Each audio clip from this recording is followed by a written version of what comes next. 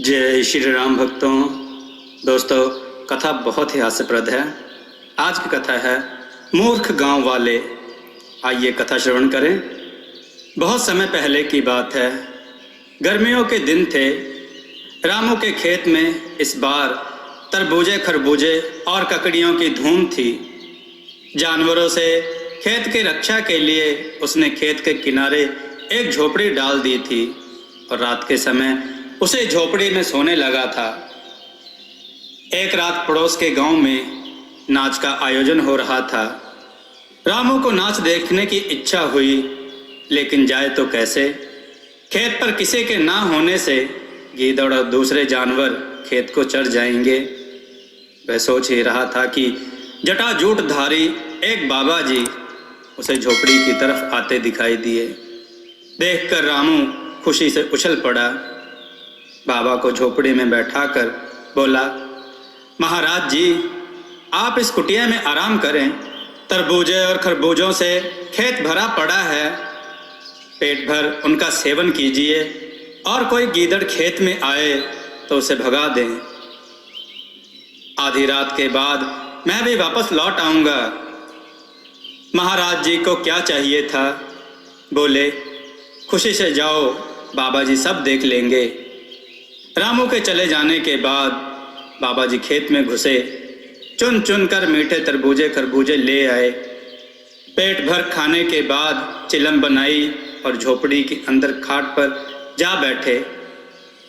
घास फूस की वह झोपड़ी अधिक ऊंची न थी। तिनके लटक कर खाट को छू रहे थे।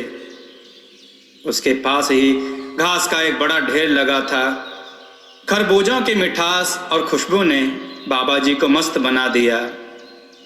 मस्ती में आकर चिलम के ऊपर आग रखी और जोर से दम लगाया कि हाथ भर लंबी जोत ऊपर लपक उठी। तिनकों ने तुरंत आग पकड़ ली और देखते देखते धू धू कर झोपड़ी जल उठी।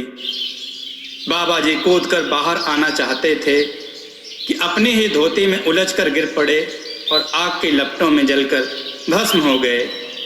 गांव वालों ने जब घास के ढेर से निकलती हुई लपटों को देखा तो खेत की तरफ दौड़े आए।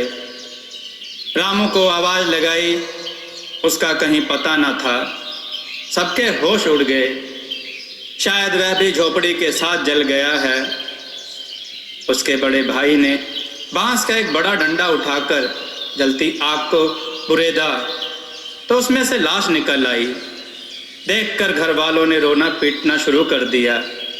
रामू को जला हुआ पाकर गांव के लोग दुखी हुए। उसके माता पिता भाई बहन छाती पीट पीट कर रोने लगे। फिर तो रामू का अंतिम संस्कार करने के बाद वे सब घर लौटे। रात के तीसरे पहर रामू जब खेत पर आया तो देखा झोपड़ी राख बनी है। घास का ढेर भी फूक चुका है। उसे बाबा जी पर बड़ा क्रोध आया। कमबख्त खरबूजे भी खा गया और जाते जाते झोपड़ी में भी आग लगा दी। घर के लोग अब क्या कहेंगे, सोचता हुआ वह गांव की ओर चल पड़ा। जल्दी से अपनी चौपाल के पास पहुंचकर उसने देखा कि गांव के लोग शोक की मुद्रा में चुपचाप बैठे हैं। बीच में हुक्का पड़ा है और लोगों की आंखें आंसुओं से भीगी हुई हैं। वह समझ ना सका कि लोग क्यों मौन बैठे हैं। चौपाल के एक किनारे पहुंचकर रामू ने अपने भाई को आवाज दी। देखते ही लोग चौंक उठे। एक ने चिलम उठाकर उस पर दे मारी। रामू कपड़े झाड़ने लगा। भूत भूत कहते हुए लोग भाला और लाठियां लेकर उसके पीछे दौड़ पड़े। मारो मारो, भूत आ गया। लोगों को अपने पीछे भागते देख रामू तीतर की तरह गायब हो गया। भागकर अपनी जान बचाई। वह समझ ना सका कि लोग क्यों उसे खदेड़ रहे हैं। जाकर अपने खेत के पास बैठ गया। सूरज उगने के साथ ही गांव का एक धोबी घाट की तरफ जा रहा था कि खेत के पास रामू नजर आया। उसे देखकर रामू उठकर उसकी ओर चल पड़ा। वह धोबी से पूछना चाहता था कि आखिर क्या बात है, गांव के लोग उससे इतने नाराज क्यों हैं। रामू को अपनी तरफ आते देख धोबी ने अपनी गठरी वहीं डाल दी और भूत भूत कहता हुआ गांव की ओर भागा। रामू सोच में पड़ गया, आखिर बात क्या है, लोगों ने उसे क्यों भूत बना दिया है। तभी उसने देखा कि गांव के लोग भाला, लाठियां और जलती हुई लकड़ियां लेकर धोबी के साथ उस ओर बढ़े आ रहे हैं। देखकर वह अरहर के खेत में घुस गया। कहीं किसी ने भाला फेंक कर मारा तो मुफ्त में जान गंवानी पड़ेगी। मूर्खों ने जिंदा आदमी को भूत बना दिया है।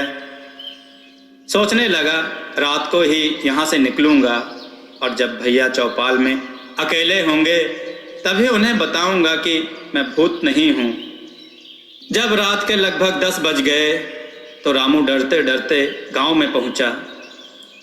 कोई देख न ले, छिपता छिपाता वह चौपाल के किनारे नीम की आड़ में खड़ा हो गया। मौका पाते ही भैया से बोला, भैया डरना नहीं, मैं भूत नहीं हूँ। सुनते ही भैया इतनी जोर से चीखा कि गांव वालों की नींद खुल गई। लोग आकर इकट्ठे हो गए। देखकर रामू डर गया। सोचा भागने में ही भलाई है। वह तेजी से भाग खड़ा हुआ। गांव के कुत्तों ने दूर तक उसका पीछा किया, किंतु अरहर के खेत में घुस जाने के कारण उसकी जान बच गई। पूरे गांव में दहशत छा गई। लोग परेशान हो उठे। कमबख्त स्वयं तो मरा, दूसरों के लिए मुसीबत बन गया है। भूत के डर से लोगों ने अपने कामकाज छोड़ दिए। ऐसा भूत कभी किसी ने देखा ना था, जो हल जोतने ना दे, ना कपड़े धोने दे और रात रात गांव में आकर लोगों को परेशान करे। अगले दिन गांव में कुछ सिपाहियों को लेकर एक थानेदार आया। उन्हें एक डाकू की तलाश थी। थानेदार को जब मालूम हुआ कि इस गांव में एक भूत आता है तो वहीं डेरा डाल दिया। सोचा शायद वह भूत ना होकर वही डाकू हो जिसकी तलाश कई दिनों से हो रही है। थानेदार ने गांव वालों को बुलाकर पूछा, वह भूत लोगों को किधर घेरता है। गांव वालों ने बताया कि वह ज्यादातर अपने खेत के आसपास ही बैठा रहता है, जहां झोपड़ी में रामू जला था। थानेदार मूंछों पर ताव देते हुए बोला, अच्छी बात है, आज रात को हम उसे पकड़ लेंगे, तुम लोग भी हमारे साथ चलना। रात हुई। चारों तरफ जब घना अंधेरा छा गया तो गांव के लोग थानेदार और सिपाहियों के साथ उस जगह जा पहुंचे। खेत पर जाकर थानेदार घोड़े से उतर गया। अपनी सुरक्षा के लिए सिपाहियों ने 2 खूंटे जमीन में गाड़कर घोड़े की पिछली टांग उसमें बांध दी ताकि वह कहीं भाग ना जाएं। अब वे लोग भूत की तलाश करने लगे। रामू अपने खेत के किनारे लेटा हुआ था। लोगों को अपनी ओर आते देख वह उठ बैठा। सोचा पता नहीं अब कौन सी आफत आएगी। जे में आया अरहर के खेत में जा छिपे, लेकिन उसने ऐसा नहीं किया। कब तक लोगों से छिप छिप कर अपनी जान को जोखिम में डालकर रखना है। इससे अच्छा है कि खुलकर सामने जाया जाए। वह उठकर खड़ा हुआ और जोर जोर से चिल्लाता हुआ उनकी ओर दौड़ा, लो मुझे मार डालो, मैं भूत हूँ, जिंदा हूँ, आओ मुझे पकड़ लो, पकड़ो पकड़ो मुझे। अंधेरी रात में रामू की आवाज दूर दूर तक गूंज उठी। सुना तो गांव वालों की हिम्मत टूट गई। वे भाला, लाठियां और मशाल वहीं छोड़कर भाग खड़े हुए। सिपाहियों में भगदड़ मच गई। थानेदार कूदकर घोड़े पर जा सवार हुआ। घोड़े को एड़ लगाई, किंतु घोड़ा उछलकर वहीं रह जाता। देखकर थानेदार की घिग्गी बध गई। वह समझा कि भूत ने उसके पिछले पांव जकड़ लिए हैं, जिसके कारण घोड़ा भागने में असमर्थ है। थानेदार वहीं बेहोश हो गया। अगले दिन गांव में खबर फैल गई कि भूत ने कमाल ही कर दिया, थानेदार के घोड़ों तक को जकड़ दिया है। अब उससे छुटकारा पाने का एक ही उपाय है कि उसकी मनौती की जाए। 13वें करने के बाद प्रेत आत्माएं शांत हो जाती हैं शाम को सारे गांव वालों ने मनौती की। टोकरी भर मिठाइयाँ खेत में जाकर रख आए।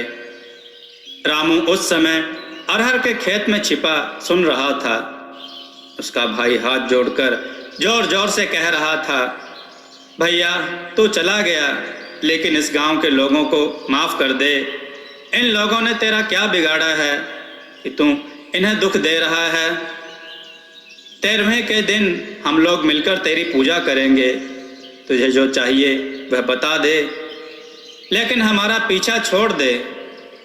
रामू इन बातों से परेशान हो चुका था। उसने सोचा, क्यों न 13वें के दिन मैं भी वहाँ पहुँच जाऊँ, जाकर देखूँ कि कौन कौन 13वें में आया है। जो मेहमान उस दिन नहीं आएगा, उसी के घर जाकर अपनी विपदा सुनाऊंगा। उसे बताऊंगा कि मैं रामू हूँ, मैं मरा नहीं। मेरी जगह एक बाबा जी इस झोपड़ी में जल गए थे। 13वें के पहले आधी रात के बाद रामू चौपाल के घने नीम पर जा चढ़ा। उसी नीम की छाया में मृतक के क्रियाकर्म के बाद मेहमानों को भोजन कराया जाने लगा। तरह तरह के पकवान परोसे जाने लगे। देखकर रामू के मुंह में पानी भर आया, लेकिन वह पेट पकड़कर चुपचाप बैठा रहा। उसने देखा सभी लोग दावत उड़ाने आए हैं, केवल उसकी छोटी बहन के ससुर नहीं हैं। रात को जब सभी सो गए तो वह भी नींद से उतर आया और अपनी बहन के समधी के गांव की ओर चल पड़ा। सवेरा होने तक वह समधी के पास पहुंच गया और अपनी कहानी उसे सुना दी। सुनकर समधी ने रामू की आवभगत की, खाना पीना खिलाकर अपना तांगा तैयार करवाया और रामू को लेकर उसके गांव पहुंचा। उसके माता पिता और गांव वालों ने समधी के साथ जब रामू को देखा तो चकित रह गए। समधी ने सारी कहानी सुना दी। गांव के लोगों ने रामू को गले लगा लिया और अपनी मूर्खता और जल्दबाजी पर बहुत लज्जित हुए। दोस्तों, आपको यह कथा कैसी लगी? अपने विचार और सुझाव कमेंट में जरूर दें। हमारी कथाओं को लाइक करें, हमारे चैनल को सब्सक्राइब करना न भूलें।